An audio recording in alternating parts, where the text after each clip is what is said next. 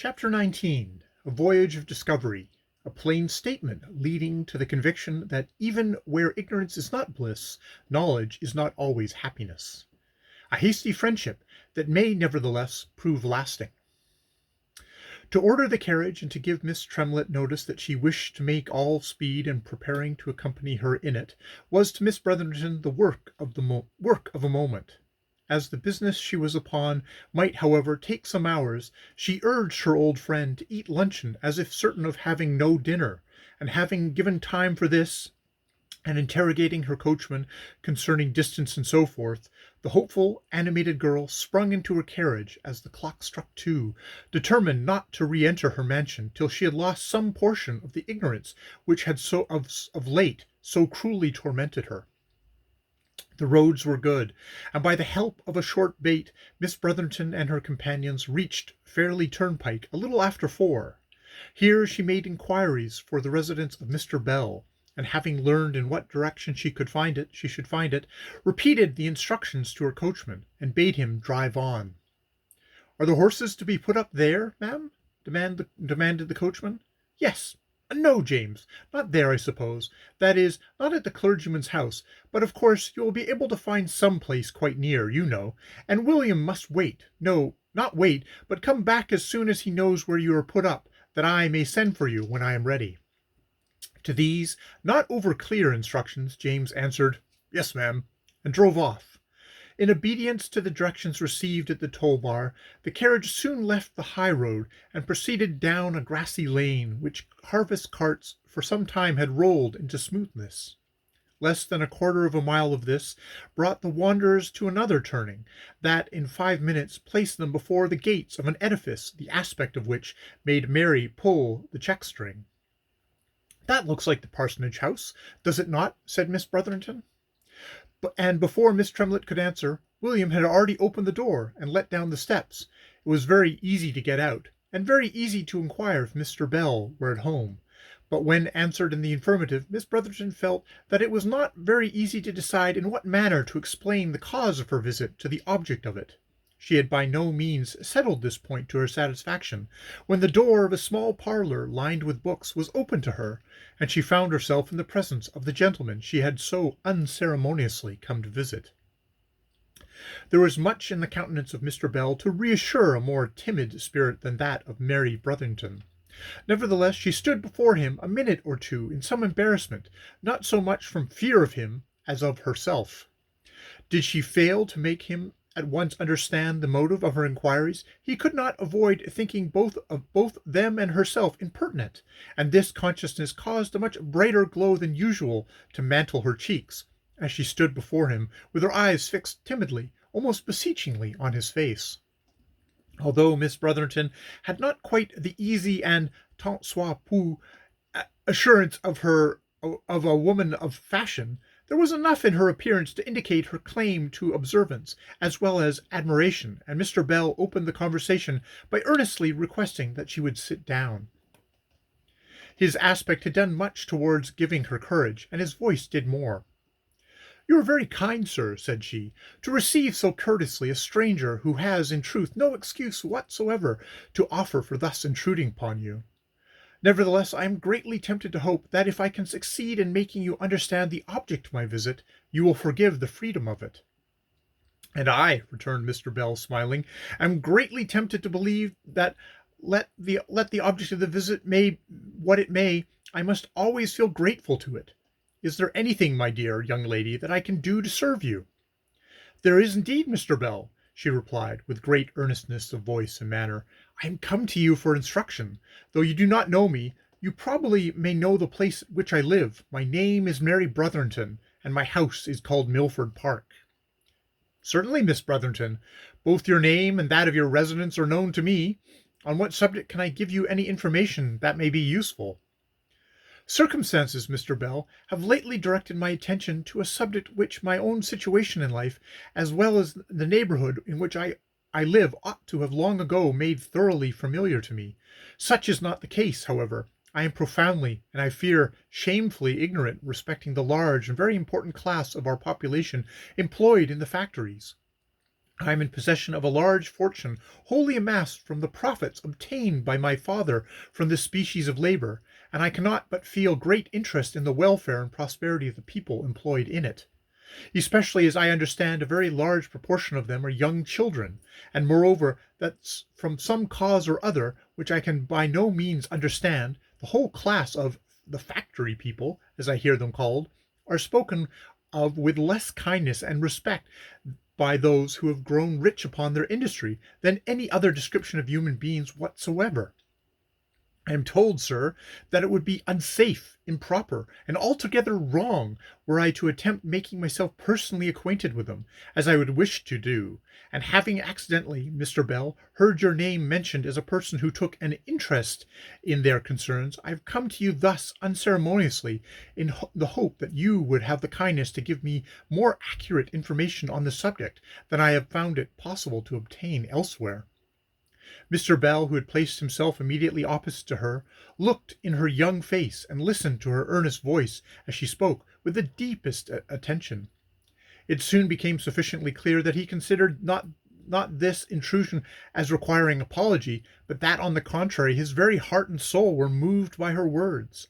He paused for a moment after she had ceased speaking, as if unwilling to interrupt her by his reply, but when he found that she remained silent, he said, "The subject on which you have come to converse with me, my dear Miss Brotherton, is assuredly the very last I should have expected to hear named by a young lady in your position, for it is one from which the rich and great of our district turn away with loathing and contempt.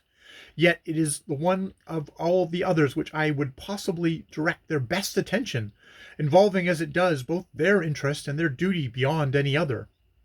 But I fear I cannot enter upon it without wounding many prejudices which of necessity you must have imbibed, and proving to you that much which doubtless you have been educated to consider right is, on the contrary, most lamentably wrong. Can you bear this, my dear young lady?" "I hope I could, in a search after truth, Mr. Bell, even if my mind were in the condition you suppose," replied Mary. "But this is not the case. You will not have to remove many false impressions, I think. It is the total absence of all knowledge on the subject which I am bold enough to ask you to remedy." "And most willingly I will endeavor to do so, to the very best of my ability," replied Mr. Bell. "But to me it is a beguiling subject, and if I detain you too long, you must tell me so." "Fear not," replied Mary, smiling. "I shall be more willing to hear than you to speak." "You are, of course, aware, Miss Brotherton," resumed the clergyman, "that the large proportion of young labourers to whom you have just alluded are calculated to amount, in Yorkshire and Lancashire alone, to upwards of 200,000. "Is it possible?" exclaimed Mary. "Alas, Mr. Bell, you must not think, of course, I know anything. Had you named 2,000 as the number, my surprise would have been less."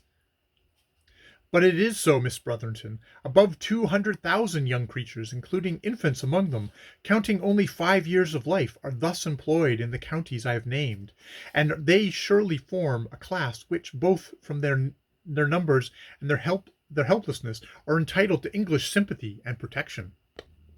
"Unquestionably," cried Mary, eagerly. I always feel that the laboring poor have great and unceasing claims upon the sympathy and assistance of the rich. But this claim must be equally great, I should suppose, amongst all laboring classes. Is it not, Mr. Bell?"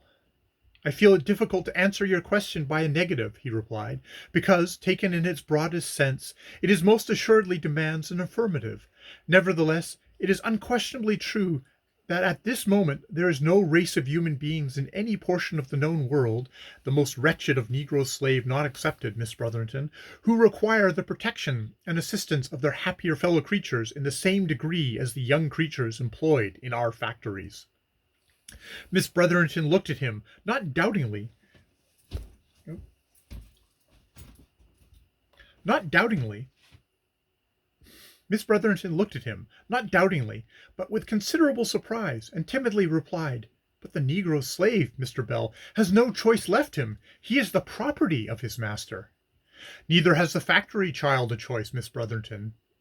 He, too, is a property, Nor is it the least horrible part of the evil which noiselessly has grown out of this tremendous system, that the beings whom nature has ordained throughout creation to keep watch and ward over the helpless weakness of infant life, are driven by it to a struggle with and trample down the holiest and dearest of human ties, even the love of a parent for its offspring. Picture to yourself a bleak winter's morning, Miss Brotherton, when the mother of factory children must be up hours and hours before the sun to rouse her half-rested little ones, and nervously watch her rude clock, till the dreaded moment come, must shake the little creatures whose slumber the very beast of the field might teach her to watch over and guard, till they awake, and starting in terror from their own short sleep, ask if the hour be come. The wretched mother and the wretched child then vie with each other in their trembling haste to seize the tattered mill clothes and to put them on. The mother dreads the fine of 1/4 of the infant's daily wages, which would be levied should it arrive but a minute too late, and the poor child dreads the strap, which, in addition, is as surely the punishment for the delay. Miss Brotherton, I have seen with my own eyes the assembling of some hundreds of factory children before the still unopened doors of their prison house, while the lingering darkness of a winter's night had yet to last 3 hours. I shall never forget one bitter morning last January 12th. The last piteous summons from a dying parishioner had left me no choice but to exchange my pillow for the bitterest biting blast of Howley's Common, and the path across it leading me within 100 yards of a large cotton factory, I witnessed a spectacle which, to my dying day, I shall never recall without a shudder. There was just moon enough to show me all the dreary sturdiness of the scene. The ground was covered deep with snow, and a cutting wind blew whistling through the long line of old Scotch firs which bordered an enclosure beside the road. As I scudded on beneath them, my eye caught the little figures of a multitude of children, made distinctly visible even by that dim light, by the strong relief in which their dark garments showed themselves against the snow. A few steps further brought me in full view of the factory gates, and then I perceived considerably above 200 of these miserable little victims to avarice, all huddled together on the ground, and seemingly half buried in the drift that was blown against them. I stood still and gazed upon them. I knew full well what and how great was the terror which had brought them there too soon, and in my heart of hearts I cursed the boasting manufacturing wealth of England, which, running in this direction at least, in a most darkened and narrow channel, gives power, lawless and irresistible, to overwhelm and crush the land it pretends to fructify. While still spellbound by this appalling picture, I was startled by the sound of a low moaning from the other side of the road, at a short distance from me, and turning towards it perceived a woman bending over a little girl who appeared sinking to the ground. A few rapid steps brought me close to them, and I found on examination that the child was so benumbed and exhausted as to be totally incapable of pursuing her way. It was her mother who was urging her forward, and who even then seemed more intent upon saving a fine than on the obvious sufferings of her sinking child. I know, poor wretch, that the little choice was left her, and that the inevitable consequence of saving her from the factory and leading her gently home to such shelter as her father's roof could give would be to watch her perish there from want of food. "Alas, alas! Is it thus my wealth has been accumulated?" exclaimed Miss Brotherton, shuddering. "Is there no power in England, sir, righteous and strong enough to stay this plague?" "Miss Brotherton," returned the clergyman, "such power and such righteousness must be found, or this plague, as you well call it, will poison the very life-blood of our political existence, and long ere any serious danger is likely to be dreamed of by our heedless rulers, the bloated wealth which this pernicious system has enriched a few will prove the source of utter destruction to the many. Never, my dear young lady, did the avarice of man conceive a system so horribly destructive of every touch of human feeling as that by which the low-priced agony of laboring infants is made to eke out and supply all that is wanting to enable the giant engines of our factories to outspin all the world. But you must see it, Miss Brotherton. You must watch it with your own eyes. You must see it Miss Brotherington. You must watch it with your own eyes. You must follow the hateful operations of this atrocious system into the thousands of sordid and forgotten huts which cover its miserable victims, ere you can possibly understand its moral mischief. There is no strength, no power in words to paint it. It's moral mischief, said Mary eagerly. Explain that to me, Mr. Bell, for it is the point I find most puzzling. Why is it that these poor factory people, because they labor more unremittingly, as should seem, than all the world besides, why, for this reason, instead of being honored for their industry, are they invariably spoken of with contempt and obliquely?